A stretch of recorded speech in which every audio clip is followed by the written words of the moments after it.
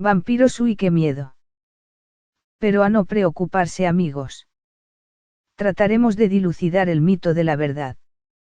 Definamos primero qué es un vampiro. La Real Academia Española de la Lengua lo define como espectro o cadáver que, según ciertas creencias populares, va por las noches a chupar poco a poco la sangre de los vivos hasta matarlos. Aún así, el mito tal como es conocido en nuestros días proviene de una compleja combinación de varias supersticiones, entre las que se incluyen las creencias sobre la sangre, a la que se atribuye el ser fuente de poder o vehículo del alma, el temor a la depredación, a la enfermedad y a la muerte, de la cual la expresión más palpable es el cadáver, así como fascinación temerosa por la inmortalidad y el instinto de supervivencia. Vampiro es una palabra que comenzó a ser usada en Europa en el siglo XVIII. En el Diccionario de la Lengua Española, de la Real Academia Española, fue incluida por primera vez en la 9ª edición, de 1843. Tiene origen en el término vampire del inglés y francés, proveniente a su vez del término vampir en lenguas eslavas y del alemán, derivado del polaco vampir y a su vez del eslavo arcaico oper, del cual existen raíces indoeuropeas paralelas en el turco y el persa. Significa a la vez, ser volador, beber o chupar y lobo. Por otra parte, hace también referencia a cierto tipo de murciélago hematófago. Según el diccionario Oxford de inglés, la primera aparición de la palabra vampire, vampiro, en inglés, fue en 1734, en un diario de viaje titulado Viajes de 3 caballeros ingleses, publicado posteriormente en el Harley and Miscellany en 1745. El término inglés deriva, posiblemente a través del vampire francés, del vampir alemán, que aparece a principios del siglo XVIII proveniente del término serbio vampir. La voz serbia vampira, vam igual sangre, pir igual monstruo, designa al muerto que, según leyendas de la Europa central, regresa a alimentarse con la sangre, y, según ciertas variantes, con la carne, de los seres que en vida estuvieron más próximos a él. De tal raíz surgen las siguientes denominaciones: vampir en holandés, vampior o upior en polaco, upir en eslovaco, uper en ucraniano.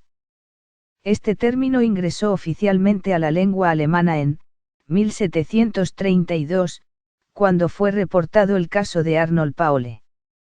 Sin embargo, los vampiros no eran un tema nuevo para las publicaciones en alemán. Después de que Austria obtuvo el control del norte de Serbia y Oltenia con el Tratado de Passarowitz en 1718, los funcionarios reportaron las prácticas locales de exhumar cuerpos y matar vampiros. Estos informes, elaborados entre 1725 y 1732, recibieron amplia difusión. En el año 1613, la palabra vampire fue también empleada en idioma francesa para describir los murciélagos vampiro que viven únicamente en Latinoamérica.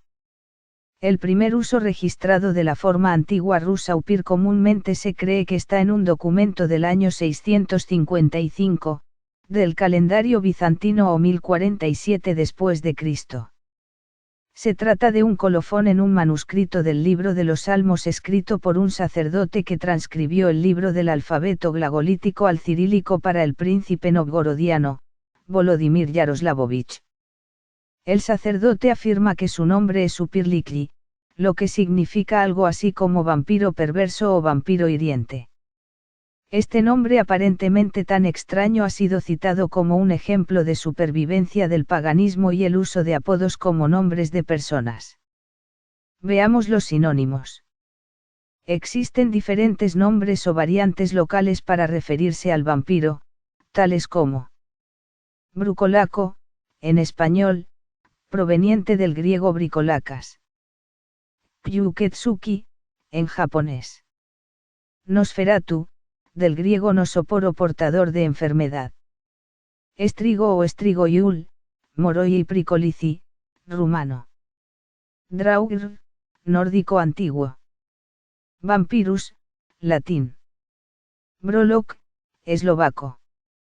En el folclore caribeño, particularmente en Haití y Granada, se le denomina lugaru, deformación del término francés para hombre lobo, loup-garou, a un personaje, usualmente una mujer anciana, que se despoja de su piel y en forma de globo de luz roba sangre en la noche para ofrendarla al demonio a cambio de poderes mágicos.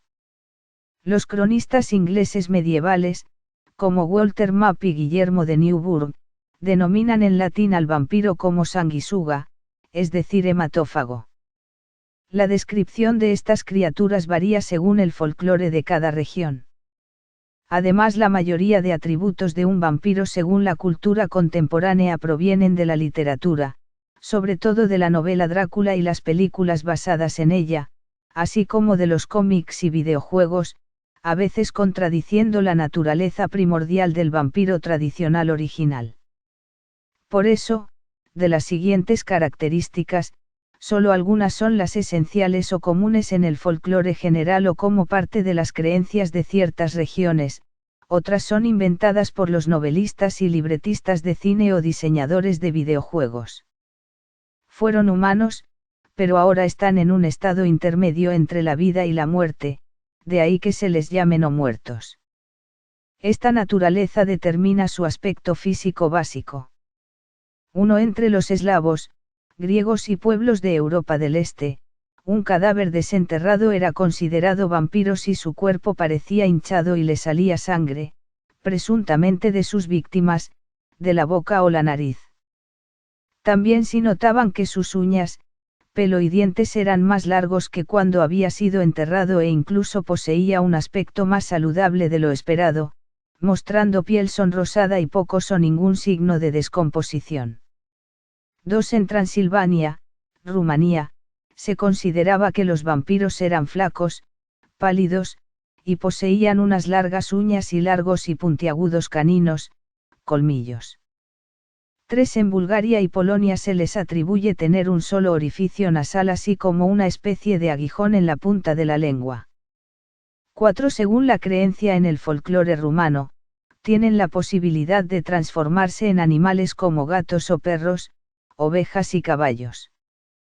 La forma más mencionada en la ficción popular es la del murciélago y en Niebla. Se alimentan primordialmente de la sangre de sus víctimas, aunque hay descripciones de que también son antropófagos y en algunas culturas se consideraba que la sangre no era la base de su sustento, sino el fluido vital humano o la energía psíquica. No se reflejan en los espejos ni tienen sombra, tal vez como una manifestación de la carencia de un alma. Este atributo no es universal, pues por ejemplo el vampiro griego Bricolacas Timpanios poseía tanto sombra como reflejo, pero es muy popular gracias a novelistas como Bram Stoker, que lo menciona en su novela Drácula. Los vampiros, por su naturaleza demoníaca o su origen sacrílego, no soportan los símbolos cristianos y por ello pueden ser alejados usando una cruz cristiana o agua bendita, y no pueden cruzar por terrenos consagrados como los de una iglesia. Son indestructibles por medios convencionales y son extremadamente fuertes y rápidos, pero se debilitan junto a las corrientes de agua. Aunque en general se supone los vampiros son vulnerables a la luz del sol, entre los eslavos se creía que no solo pueden resistir la luz del sol, sino que en algunos casos podían viajar a otro pueblo y llevar allí una vida normal. Algunas tradiciones sostienen que un vampiro no puede entrar en una casa si no es invitado por el dueño, pero que una vez es invitado puede entrar y salir a placer. En algunas zonas de Europa del Este, se cree que el vampiro es un ser lujurioso que vuelve al lecho conyugal a procrear con su esposa, engendrando así criaturas con características especiales, que varían en cada región, a las que se conoce como vampiros. Tienen una afinidad natural con la magia negra y concretamente con la nigromancia, que dominan con mayor facilidad que el hechicero no vampiro más diestro. ¿Y cómo se originaría el vampiro? En el conjunto de creencias populares se pueden distinguir unas formas básicas, a veces complementarias entre sí, para que un ser humano se convierta en vampiro. Por predisposición desde el nacimiento, en Rumanía tenía más posibilidades de ser un Strigoi, el séptimo o duodécimo hijo cuyos hermanos mayores eran todos del mismo sexo. O tener unas marcas de nacimiento como el hueso sacro pronunciado, abundante vello corporal y haber nacido encapuchado, es decir, con la cabeza envuelta en parte de la membrana placentaria, o haber ingerido parte de la misma. Entre los eslavos también tenían mayor probabilidad de convertirse en vampiros los nacidos en Sábado Santo.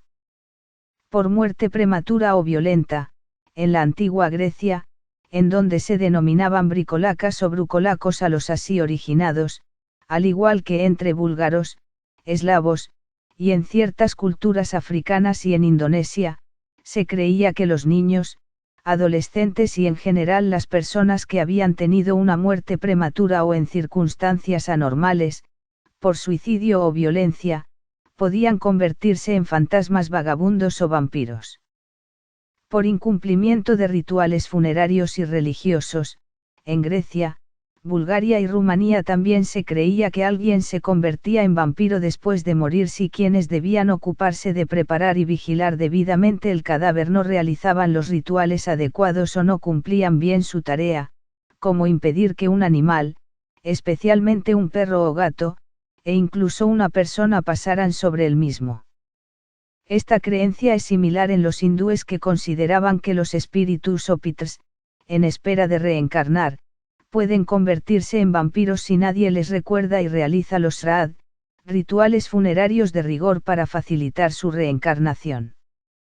Como maldición por acciones criminales o sacrílegas, en la antigua China también se creía que se convertían en vampiros ciertos criminales, tradición similar a la existente entre los eslavos y los griegos, quienes creían que los vampiros eran brujas o personas que se habían rebelado contra la Iglesia mientras estaban vivos, vendiendo su alma al diablo y que al morir sus cuerpos podían ser poseídos por demonios.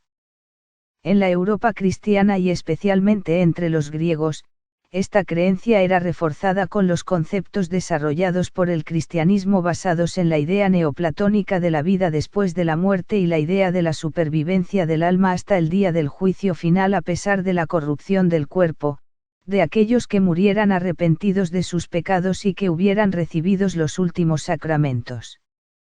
Por eso, los griegos y los eslavos creían que todos aquellos que no fueran enterrados en tierra consagrada, en particular los suicidas y los excomulgados, o los que no hubieran recibido la extremaunción, tenían la mayor posibilidad de convertirse en vampiros. Por mordedura de un vampiro, según casi todas las tradiciones, especialmente entre los eslavos, aquella persona que moría después de ser mordida por un vampiro se convertiría a su vez en uno. Los escritores ocultistas aducen que esta manera solo es posible si hay aceptación por parte de la víctima. Los autores de literatura de ficción le han dado a esta manera de convertirse en vampiro una connotación sexual intensa, muy atractiva para propósitos dramáticos. Ahora veremos cómo identificarlos. Existen numerosos y variados rituales que se utilizaban para identificar a un vampiro. La comprobación más socorrida consistía en la exhumación del cadáver sospechoso para verificar directamente si tenía las características tradicionales y destruirlo, práctica que llegó a ocasionar numerosas profanaciones de tumbas. Uno de los métodos descritos por el abad Calmet, citado por el padre Feijóo, para localizar la tumba de un vampiro, consistía en guiar a un muchacho virgen montado en un caballo también virgen a través de un cementerio. El caballo se negaría a avanzar sobre la tumba en cuestión. Generalmente se requería que el caballo fuera negro, aunque en Albania era necesario que fuera blanco. La aparición de agujeros en la tierra sobre la tumba también era tomada como un signo de vampirismo. Otra evidencia de la actividad de un vampiro en la localidad incluía la excesiva lluvia o granizo, así como la enfermedad y muerte de familiares o conocidos, así como del ganado, en los días siguientes a la muerte y enterramiento del sospechoso.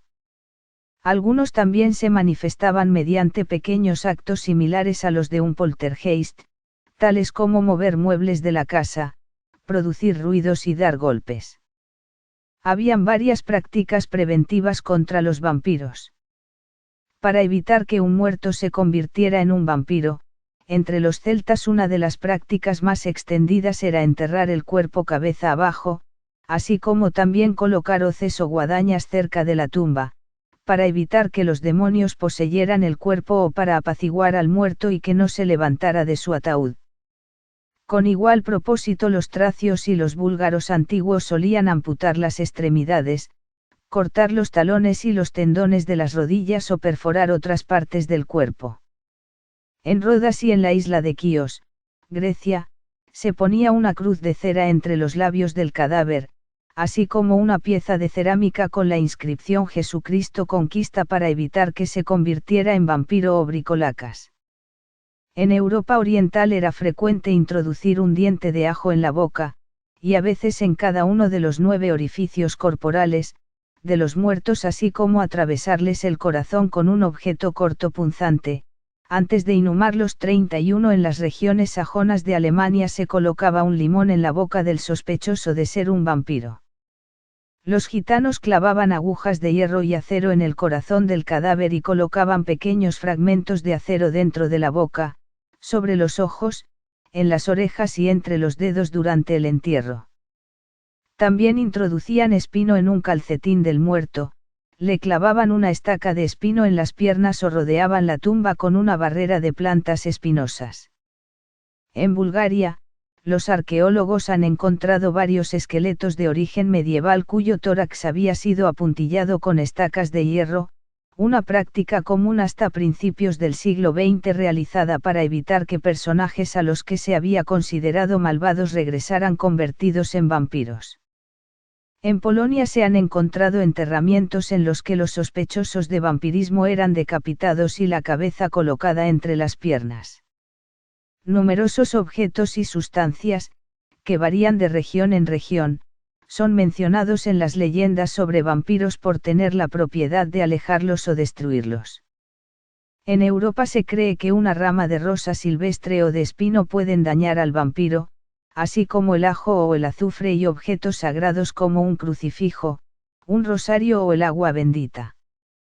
En algunas regiones de Sudamérica, cuando una mujer deja en la casa a su hijo dormido, pone sal y unas tijeras al lado del niño para ahuyentar a vampiros y brujas.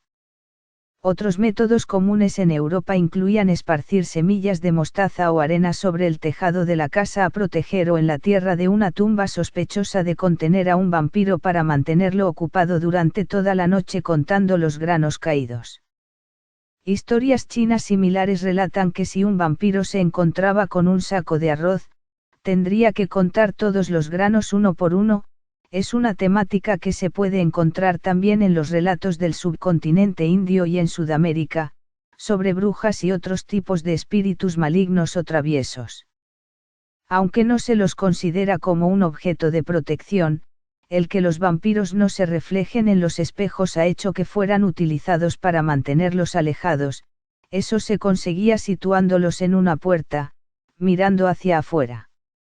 Y para destruirlos en los Balcanes, existía el cazador de vampiros que podía ser un religioso o un vampiro, que según la tradición gitana es el hijo o descendiente de un vampiro con el poder de detectarlos, aunque fueran invisibles, y destruirlos. Hasta principios del siglo XX, unos estuches o kits, con las herramientas tradicionales para destruir vampiros eran ofrecidos a los viajeros que iban a visitar Europa del Este en particular. Actualmente, estos equipos son propiedad de ciertos museos de curiosidades o de coleccionistas aficionados a lo esotérico. Tradicionalmente, existen varias formas para eliminar a un vampiro. Clavar una estaca en el corazón de los cadáveres sospechosos de ser vampiros. Es el método más citado, particularmente en las culturas eslavas del sur. Se usaban estacas y punzones de madera o hierro.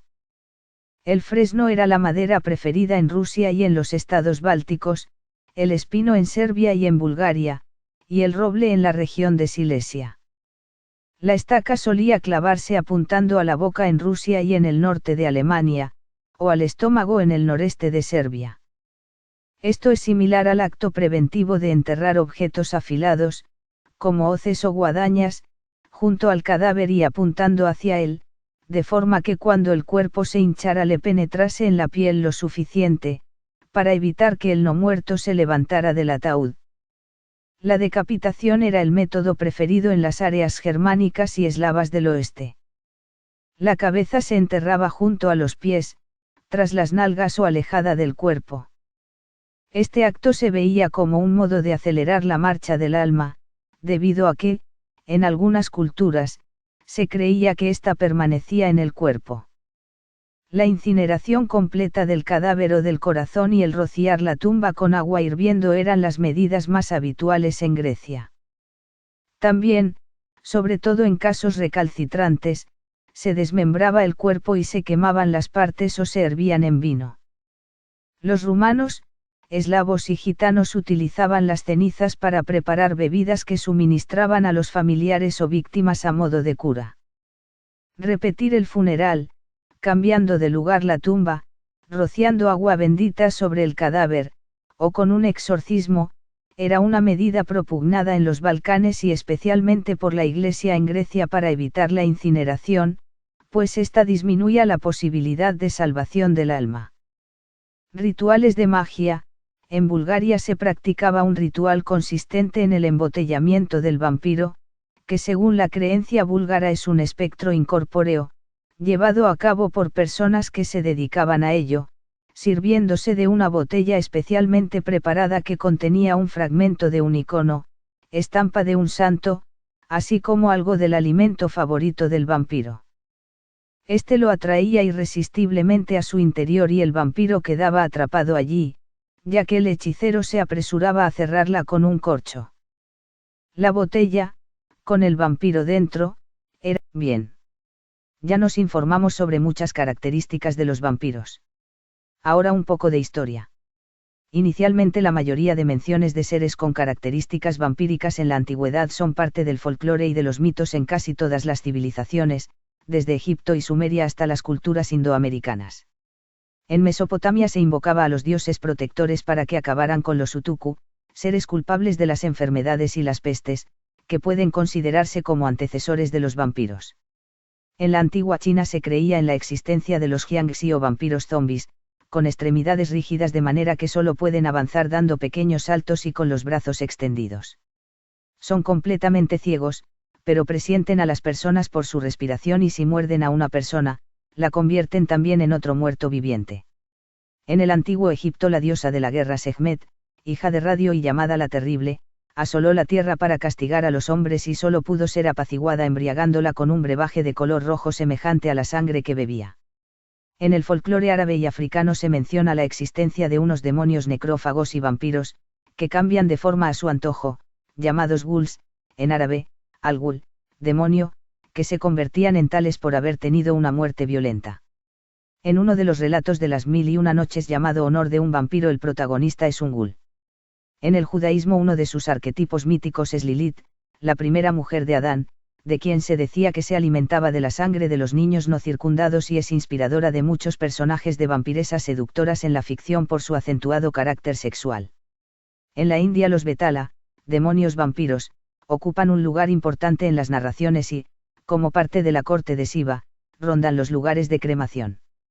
Igualmente en las mitologías budista, hinduista y mitología jainista, un preta es un espíritu atormentado, el alma de un fallecido condenado a sufrir una eterna hambre de sustancias repugnantes o de sangre, lo cual lo torna peligroso para los vivos. En América, el pueblo amerindio mapuche tiene entre sus creencias la existencia de un ser vampírico conocido como el Pihuiquen que atacaría principalmente a animales, pero también a humanos. Igualmente creían en la existencia de una criatura vampírica acuática conocida como Trelquehuecufe, el cuero. Posteriormente ambos seres formarían también parte de la tradición chilena. Los aztecas creían en unas diosas temibles llamadas Cihuateteo, espíritus de mujeres que morían durante el parto y que provocaban pestes, atacaban a los niños y en las noches a los viajeros, especialmente en los cruces de caminos.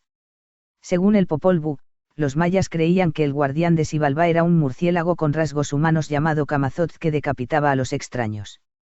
Un mito del pueblo Shuar que habita en la selva amazónica en Ecuador y Perú dice que los Yencham, como denominan a los murciélagos hematófagos que habitan las cavernas, se originan en hombres que fueron así transformados por su gusto en derramar la sangre.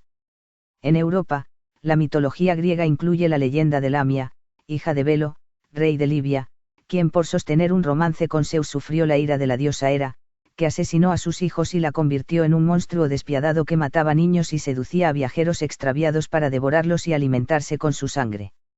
Otro mito griego es la empusa, ser monstruoso con pies de bronce que podía transformarse en una bella mujer para seducir a los hombres y beber su sangre o devorarlos. En las leyendas rumanas se habla de los strigoi, deidades con rostro de mujer y cuerpo de pájaro que absorbían la sangre de los humanos mientras estos dormían. Los romanos tenían a los larvae, no muertos que no habían pagado sus crímenes en vida, y se vengaban de su estado esquelético y fantasmal absorbiendo la vida de los vivos. En España forman parte del mito criaturas como las guaxas en Asturias, las guajonas en Cantabria y las meigas chuchonas en Galicia, brujas con un solo colmillo que les sirve para succionar la sangre de sus víctimas, sobre todo niños. En las Islas Canarias también existía el mito de las brujas vampiro que succionaban la sangre de los recién nacidos, como las llamadas brujas del bailadero de Anaga, en Tenerife. En la Edad Media los vampiros empiezan a ser parte de mitos y leyendas relacionados con personajes reales o con sucesos e identidades míticas con algún trasfondo real. En la saga Eyrbyggja que data del siglo XIII, sobre la colonización de Islandia, se cuenta cómo un jefe normando, Thorolf, regresa de su tumba para aterrorizar a la población hasta que su cadáver es incinerado. También aparece este tipo de monstruo, llamado Draugren islandés, en la saga de Grettir. En Rusia las creencias sobre vampiros, ligadas al culto a los antepasados como parte del paganismo eslavo persistente, eran motivo de preocupación entre los evangelizadores cristianos en el siglo XI, según se desprende de los comentarios del traductor al ruso de una homilía de San Gregorio Magno. En la Grecia cristiana se creía también en los bricolacas o timpanios, que atacaban a su familia y amigos después de muertos. En Inglaterra Walter Map en su obra de Nugis Curialium, 1190, y William de Newburgh en el libro 5 de su Historia Rerum Anglicarum, 1196, incluyen relatos tradicionales de vampiros. En España, en la región catalana del Alto Ampurdán, Gerona, se originó en el siglo XII una leyenda un poco olvidada pero que quizás sea la más importante sobre vampiros en la península ibérica, y es la del conde Estruch, Estruco Estruga, un anciano caballero feudal defensor de la cristiandad, que vivió en el castillo de Llers, destruido durante la Guerra Civil Española, y de quien se decía que murió asesinado y, como consecuencia de una maldición por su represión de las costumbres paganas que persistían en la zona, se convirtió en vampiro, aterrorizando mucho tiempo a los habitantes de la comarca, seduciendo también a jóvenes mujeres que quedaban embarazadas para dar a luz engendros monstruosos que morían al nacer. En Escocia existe una leyenda que se remonta al reinado de Jacobo VI de Escocia en el siglo XVI, sobre Saunhaven, quien conformó una salvaje e incestuosa familia de caníbales y vampiros que asoló la comarca de East Lothian durante 25 años, hasta que fueron descubiertos en la cueva en que vivían y ajusticiados en Leitwalk 57. El escritor esloveno Janez Bajkard Balbasor escribió a fines del siglo XVI sobre un vampiro o strigoi de Istria llamado Juregrando Alilovi, 1579-1656, al que se considera el primer vampiro moderno documentado. Y desde comienzos del siglo XVIII las menciones del vampiro pasaron de las tradiciones populares a las publicaciones periodísticas y eruditas en Europa, apareciendo descripciones y análisis de casos específicos, de los cuales el más emblemático es el de un serbio llamado Arnold Paole que motivó la inquietud de las autoridades del Imperio Austrohúngaro hasta el punto que comisionaron sucesivas investigaciones conducidas por médicos militares austríacos que incluyeron la exhumación y examen de los cadáveres sospechosos. El 13 de febrero, 1731, el padre de uno de los investigadores, el vienés Dr. Johann Friedrich Glaser, corresponsal del diario Commercium Literarium de Nuremberg, remitió al periódico una carta describiendo el caso tal y como se lo relató su hijo mediante una misiva fechada el 18 de enero. Más tarde el médico Johannes Flukinger, quien condujo la segunda investigación, publicó en Belgrado la obra Visum et Repertum, 1732. Este libro, que circuló con profusión por Europa, popularizó el vocablo latino vampirus que no se empleaba con normalidad hasta entonces, y junto a la carta de Glaser fueron difundidos, citados y reproducidos en numerosos tratados y artículos, contribuyendo así a la propagación de la creencia en vampiros entre los europeos cultos. Los errores en estos informes médicos que dieron origen a la leyenda se explican hoy día por la poca comprensión que se tenía en la época sobre el proceso de descomposición de los cadáveres. En el llamado siglo de las luces, cuando se propugna el triunfo de la razón y el desprestigio de las supersticiones, se intentó desvirtuar las leyendas sobre vampiros. En 1746 el monje benedictino de la abadía de Senones y exégeta de la Biblia Dom Augustin Calmet publicó su obra Dissertation sur les apparitions des anges, des démons et des esprits et sur les revenants et vampires de Hongrie, de Boheme, de Moravia y de Silesie. Más conocido como Tratado sobre los vampiros y traducido al español por Lorenzo Martín del Burgo, con la intención de desacreditar el mito mediante argumentos cristianos, pero tanto esta como otras obras que nacieron a la sombra de la Ilustración en contra del mito de los vampiros, como la Dissertazione sopra uno vampiri, 1774, del arzobispo de Florencia Giuseppe Davanzati, solo consiguieron incrementar aún más la creencia en ellos. Igualmente el español Benito Jerónimo Feijóo, quien escribe en cursivas y con mayúsculas la palabra vampiro, pues en el siglo XVIII, a pesar de estar generalizado su uso, apenas comenzaba a ser un término aceptado por la Academia. En su ensayo comentando la obra de Augustin Calmet desecha la existencia de los vampiros afirmando, por otra parte, pretender que por verdadero milagro los vampiros, o se conservan vivos en los sepulcros o, muertos como los demás, resucitan, es una extravagancia indigna de que aún se piense en ella. ¿Qué fin se puede imaginar para esos milagros? ¿Por qué se obran solo en el tiempo dicho?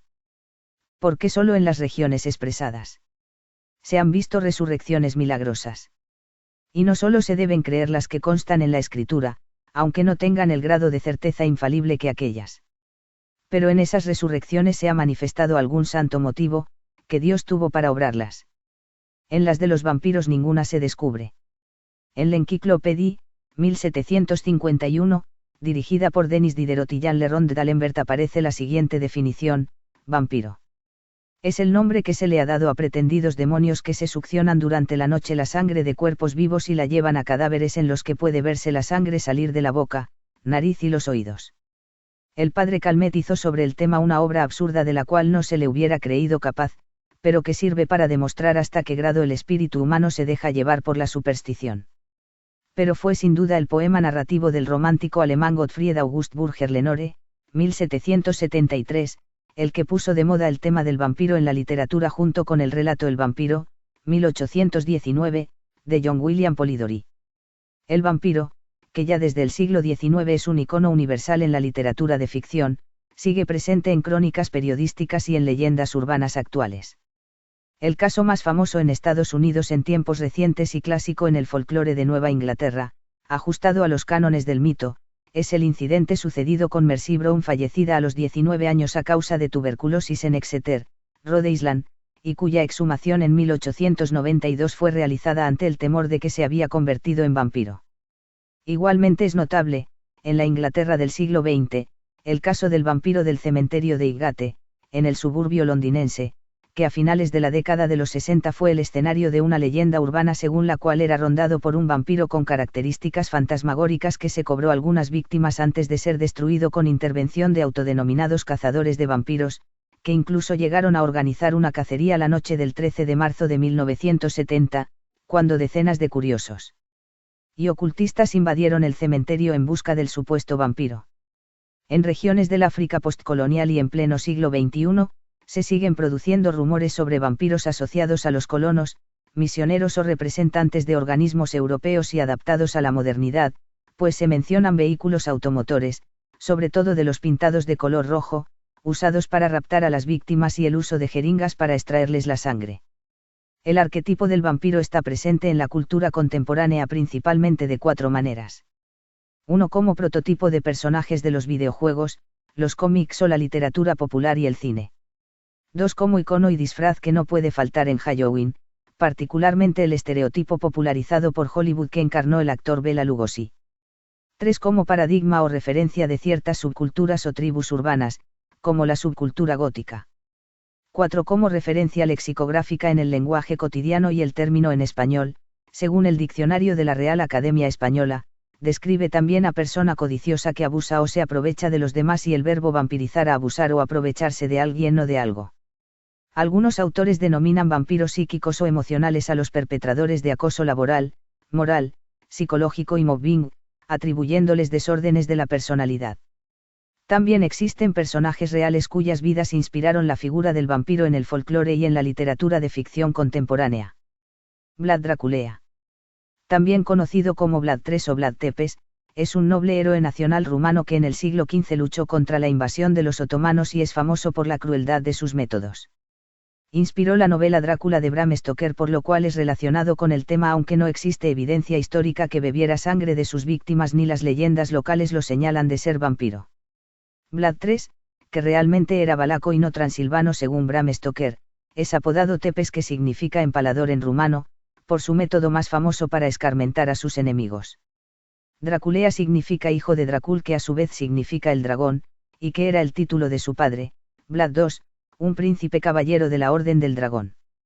Debido a su éxito en expulsar a los turcos de Valaquia, por lo cual vivió en constante estado de guerra durante 1431 y 1476, y liberar la comarca de la delincuencia, se le considera un héroe nacional en Rumania y el salvador de Europa, pues Valaquia junto con la vecina Transilvania, constituyen la puerta meridional de Europa que todo invasor procedente de Asia tenía que pasar obligatoriamente si intentaba conquistar por el sur las fértiles llanuras europeas. Su historia es relatada en una canción escrita por Michael Beheim, juglar germánico súbdito del rey húngaro Matías Corvino, en cuya corte conoció a Vlad cuando éste se refugió allí huyendo de sus enemigos. La leyenda siniestra de Draculea surge como mínimo desde su época, cuando sus enemigos solo podían explicar sus victorias militares atribuyéndole poderes necrománticos. En el siglo XX su figura ha tratado de ser reivindicada. Condesa Elizabeth Bathory. Llamada la Condesa Sangrienta, este personaje vivió entre los siglos XVI y XVII e inspiró a Sheridan Le Fanu para crear en 1872 a la protagonista de su famosa narración Carmilla. Elizabeth, importante aristócrata húngara y famosa en su época en Europa por su belleza, fue acusada de secuestrar en su castillo de Achtice en la actual Eslovaquia a numerosas doncellas vírgenes, nobles y campesinas, a quienes torturaba y desangraba hasta la muerte para obtener la sangre que usaba en sus baños y bebía, aunque esto último no se comprobara en el proceso, como parte de prácticas de magia negra en que era asistida por un séquito de brujas, bajo la creencia de que así se conservaría bella y lozana. El corto proceso, ordenado e impulsado por el emperador Matías II y el Palatinado, finalizó el 7 de enero de 1611, y mientras sus cómplices fueron torturadas y condenadas a pena de muerte en la hoguera, a Elizabeth por su condición aristocrática y la importancia política de su estirpe solo la condenaron a vivir emparedada en sus aposentos, que fueron sellados para siempre y en los cuales uno de sus carceleros la encontró muerta en agosto de 1614. En el siglo XX algunos cuestionan la verdadera magnitud de sus crímenes y la validez de las acusaciones, atribuyéndole un carácter político a su proceso, cuyos archivos se conservan aún y son la fuente primaria de lo que se ha escrito sobre ella. En todo caso, la condesa Bathory es referencia ineludible en los estudios sobre el mito europeo del vampiro, pues su historia se entremezcla con las leyendas relacionadas con el mismo. Gilles de Rais. Este aristócrata francés del siglo XV, que luchó en los años finales de la Guerra de los 100 años junto a Juana de Arco, torturó y dio muerte a unos 300 niños durante 8 años hasta que en el año 1440 fue capturado, procesado y ejecutado. Henry Fitzroy. El personaje real, hijo bastardo de Enrique VIII y conde de Nottingham y duque de Richmond y Somerset, murió a los 17 años, posiblemente de tuberculosis. Aunque su muerte no está esclarecida ni hay referencias históricas a actividades criminales o vampirismo, inspiró a la escritora Tanya Uffu un personaje del mismo nombre, un vampiro bueno novelista y detective, que protagoniza la saga de la sangre convertida en serie de televisión. La ciencia también tuvo algo que decir. En el siglo XVIII y en el contexto de la Ilustración surgieron escritos críticos buscando desvirtuar el mito del vampiro. Voltaire dedica al tema, con su ironía característica, una parte en su Diccionario Filosófico 69 y Fray Benito Jerónimo Feijóo dedica igualmente con tono crítico al tema de vampiros y brucolacos una de sus cartas eruditas y curiosas, 1774, a propósito del tratado escrito por un contemporáneo suyo, el monje Augustin Calmet, llegando a la conclusión que los sucesos son el resultado de una imaginación supersticiosa y del embuste. Con el tiempo, otros eruditos y científicos han tratado de explicar los orígenes del mito y los fenómenos que lo componen a la luz de las ciencias exactas y sociales. De las ciencias, la medicina es la que más ha intentado explicar y esclarecer los orígenes del mito del vampiro folclórico. En el siglo XVIII la ola de superstición desatada hizo que surgieran obras como Los vampiros a la luz de la medicina, 1749, de Próspero Lambertini, que llegaría al papado con el nombre de Benedicto XIV, desde donde siguió luchando contra las falsas creencias, o el Informe médico sobre los vampiros, 1755, de Gerard van Suyeten, médico y archidiácono de María Teresa I de Austria, donde tras criticar el vampirismo y considerar poco frecuente aunque dentro de la normalidad los casos de incorruptibilidad de los muertos, desacreditaba a médicos y comisarios, pues en muchas ocasiones y siguiendo sus indicaciones se realizaban sacrilegios, poniendo en entredicho el buen nombre del finado, violando tumbas y ultrajando cadáveres. El neurólogo español, Juan Gómez Alonso, propone una razonable explicación del mito a partir de ciertas enfermedades que por sus síntomas y signos, así como por su impacto social, sirven para dar algún sustento científico a la leyenda del vampiro en el folclore europeo. La peste, enfermedad infecciosa y transmitida por las pulgas de las ratas y otros roedores, es la más factible para explicar en forma simple pero verosímil las epidemias de vampiros en la Edad Media. Precisamente este fenómeno también es descrito como trasfondo de la historia principal de un vampiro en obras cinematográficas como el Nosferatu de Murnau o de Herzog. Durante el siglo XIV, especialmente en Prusia Oriental, Silesia y Bohemia, para evitar el contagio, las víctimas de la enfermedad eran enterradas prematuramente sin constatar la muerte clínica. Muchos de estas víctimas de enterramiento vivo sufrieron por ello una larga y atroz agonía, infligiéndose heridas en su intento de escapar de sus tumbas. No es de extrañar, por tanto, que en la exhumación se encontraran al cadáver conservado y con manchas de sangre, lo que a falta de una mejor explicación estimularía la imaginación supersticiosa de la gente atribuyéndoles una condición de vampiros. El carbunco. Esta enfermedad muy contagiosa, capaz de crear gravísimas epidemias, que puede transmitirse de los animales al hombre, podría semejar la sintomatología de una víctima de un vampiro. Los afectados presentan fiebre alta, sed intensa, convulsiones, dificultad respiratoria y alucinaciones que se atribuyen a la falta de oxígeno, con una sensación de asfixia que podía ser expresada por parte de la víctima como el estrangulamiento a manos de un vampiro. Los cadáveres presentan ausencia de coagulación de la sangre, frialdad y rigidez, y de igual forma se descompone más lentamente. La anemia.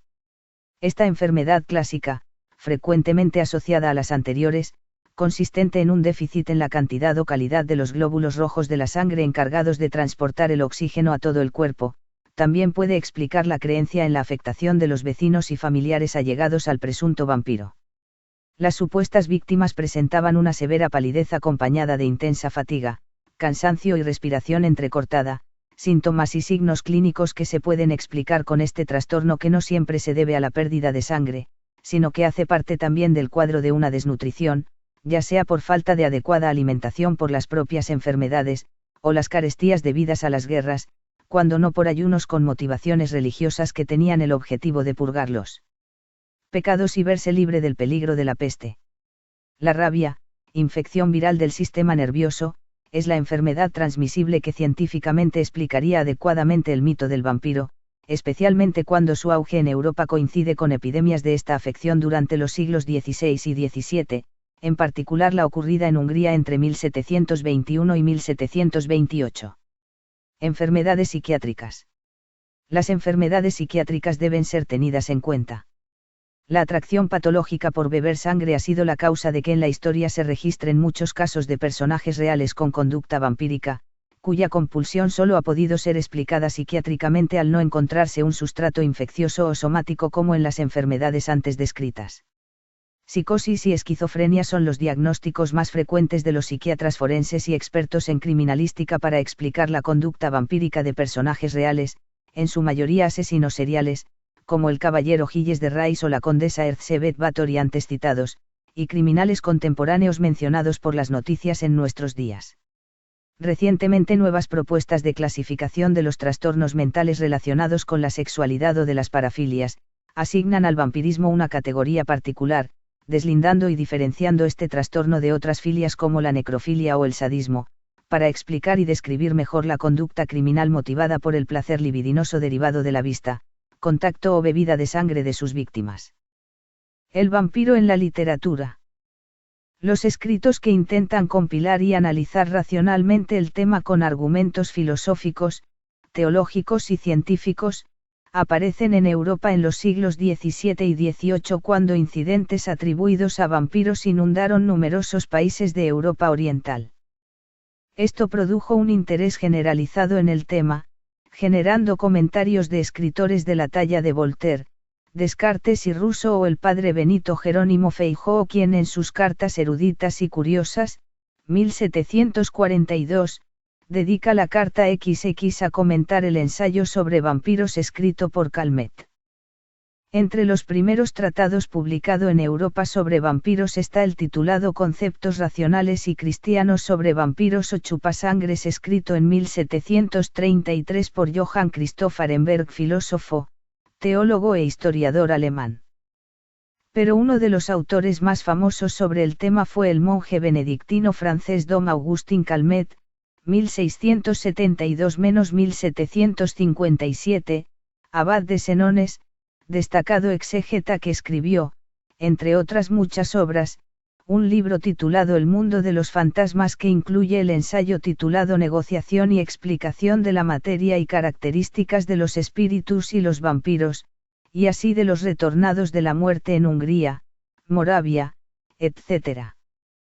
Con esta obra, Calmet realizó la primera diferenciación clara entre los vampiros y los demás espíritus y demonios, planteando interrogantes sobre la naturaleza del vampiro, si está realmente muerto, o mediante qué mecanismo es capaz de escapar de la tumba, y qué clase de energía mueve su cuerpo, concluyendo que, a pesar de su naturaleza maligna, los vampiros son seres creados por Dios. Igualmente señala que el paganismo no era causa suficiente para conversión en vampiro, pues de lo contrario los romanos y griegos, que adoraban a dioses paganos, se habrían transformado todos en vampiros. Si bien en el siglo XVIII Goethe, en su obra La novia de Corinto, 1797, le da a la protagonista el carácter de una vampiresa, los relatos literarios sobre vampiros proliferan prácticamente a partir del siglo XIX en medio de la corriente literaria del momento, es decir, el romanticismo. En 1816, el poeta inglés Lord Byron pasaba unos días en las orillas del lago Leman, Suiza, junto a un amigo, el médico John William Polidori. Mientras se hallaban en medio de una fiesta con el reconocido poeta Percy Shelley y su última mujer, Mary, se desató una tormenta alpina, que los obligó a permanecer en el interior de la casa, contando historias de miedo para entretenerse, hasta que en un determinado momento algunos de los presentes se retaron a escribir la mejor historia de terror y misterio de todos los tiempos. Como resultado, Mary Shelley empezó a escribir su famosa novela Frankenstein, un mito mefistofélico de nuestro tiempo. Byron escribe el poema épico Tejiaour, en el cual ya está presente la combinación del horror y de la lujuria que el vampiro siente y el concepto de los no muertos que pueden pasar su maldición a los vivos, pero no llegó a completar la obra. Su amigo Polidori lo incluye en su obra titulada El vampiro, un cuento, novela publicada en 1819 cuyo protagonista, el señor Ruthven, está inspirado en el propio Byron. Una secuela no autorizada de esta novela es llamada Lord Ruthven ou les Vampires, 1820, del autor francés Cyprien Bérard, seudónimo de Charles Nodier, que la adaptó en el primer melodrama de vampiros teatral. En 1841 en Rusia se publicaron dos relatos del género gótico fantástico sobre vampiros, escritos por Alexei Konstantinovich Tolstoy, 1817-1875, El vampiro centrado en la figura de Lupin ruso, y La familia del Burdalak ambientado en Serbia y basado igualmente en el mito eslavo 77. Entre 1845 y 1847 aparece en Londres Barney el vampiro o banquete de sangre, folletín victoriano de horror gótico, cuyo autor no está plenamente identificado pero se atribúyese a James Malcolm I o Thomas Prescott, ambos muy prolíficos y conocidos en el campo de los llamados folletines escabrosos. En 1872, se publica Carmilla, novela corta escrita por Joseph Sheridan Le Fanu que muestra muchas características del terror gótico, e incluye una leve influencia de contenido erótico particular propio de los vampiros. La novela gótica más famosa sobre vampiros sin duda es Drácula, del escritor irlandés Bram Stoker, publicada en 1897, cuyo protagonista personifica la fascinación de lo prohibido y es una figura simbólica clásica de la sexualidad reprimida, característica de la sociedad victoriana en la que el autor vivió. En 1975, Stephen King, que posteriormente se convertiría en un maestro de literatura de horror, publica una novela de vampiros llamada Salem's Lot, que narra el regreso de un escritor famoso a su pueblo natal justo en el momento en que éste se ve conmocionado por sucesos extraordinarios y aterradores que posteriormente se revelan como ocasionados por la llegada de un vampiro. La novela fue llevada a la televisión como miniserie en 1979 y se hizo un remake de la misma en 2004.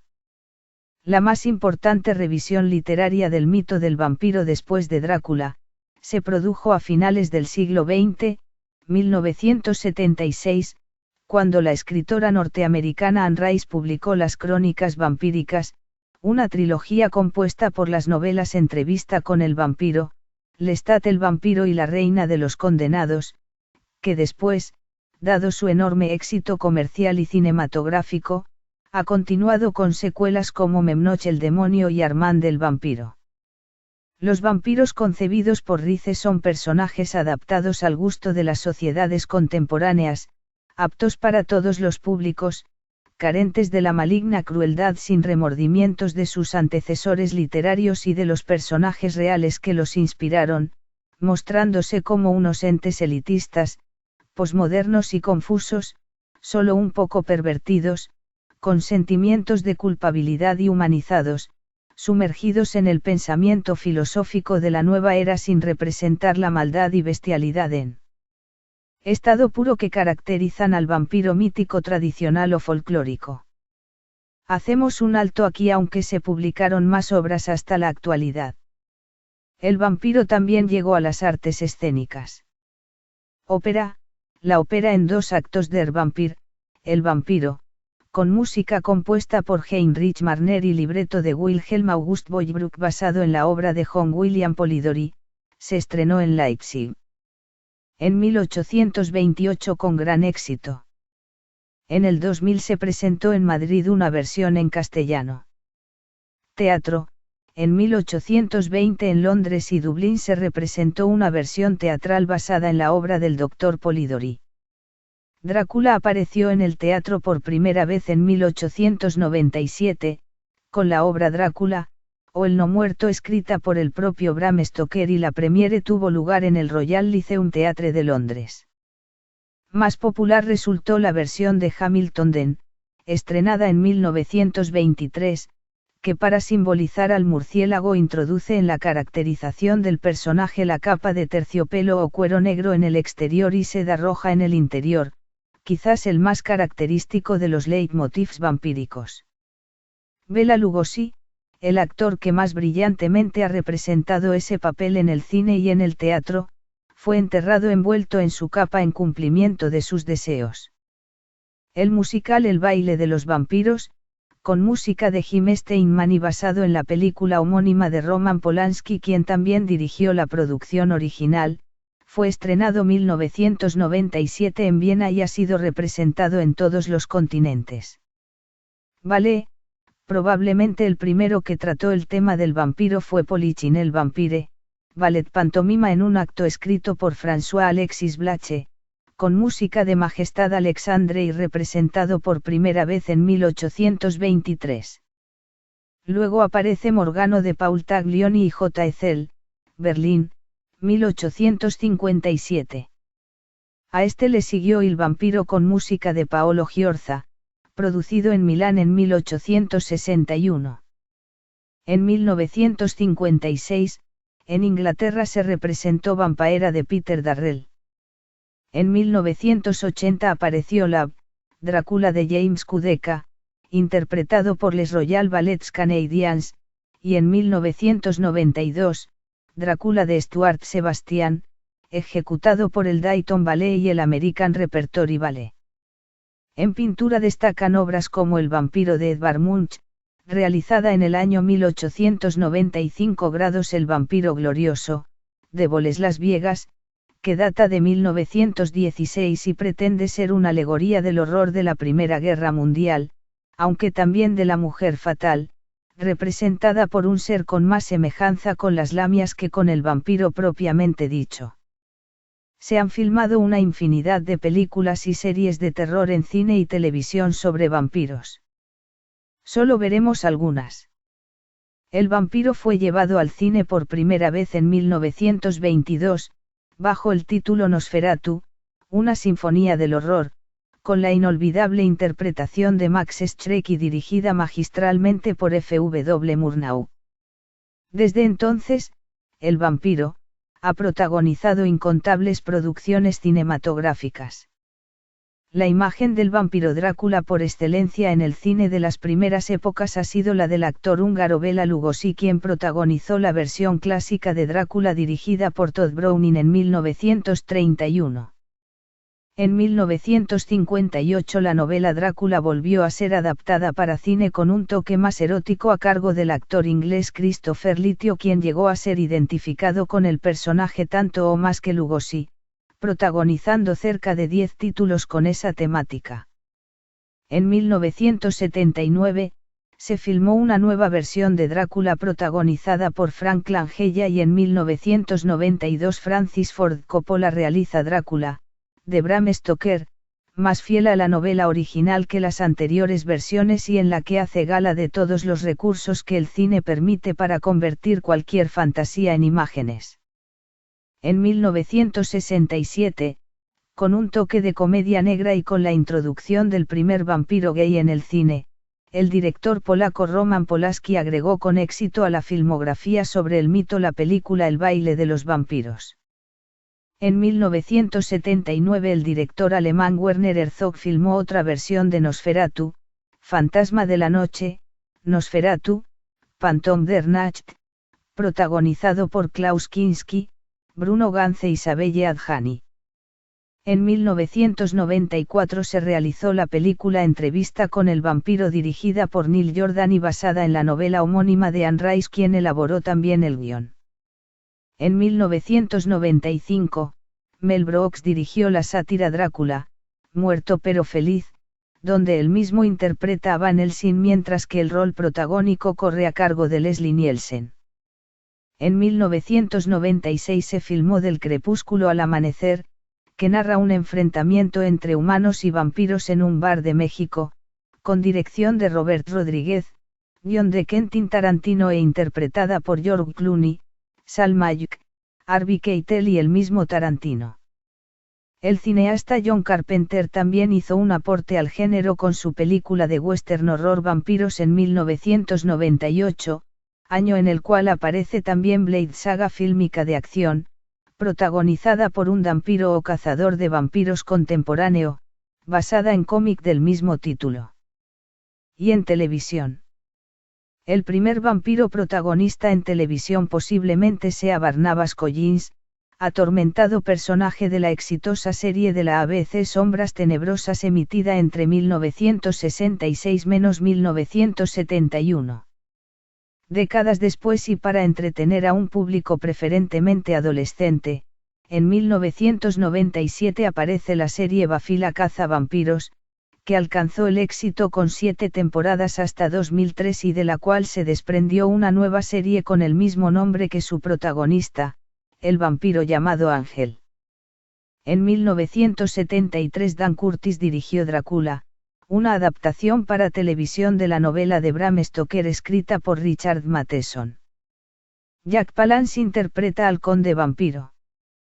En 1979, bajo la dirección de Tobe Hooper y producida por Warner Bros. Pictures, se adapta para televisión a manera de miniserie, la segunda novela de Stephen King, llamada Salem's Lot, que narra la historia de un escritor famoso, Ben Mears, interpretado por David Soul, que regresa a su pueblo natal, cuyo nombre le da título a la novela, justo en el momento en que éste está siendo invadido por un vampiro. Y la lista sigue hasta hoy. Bien amigos, es todo. Por supuesto que el tema es mucho más extenso.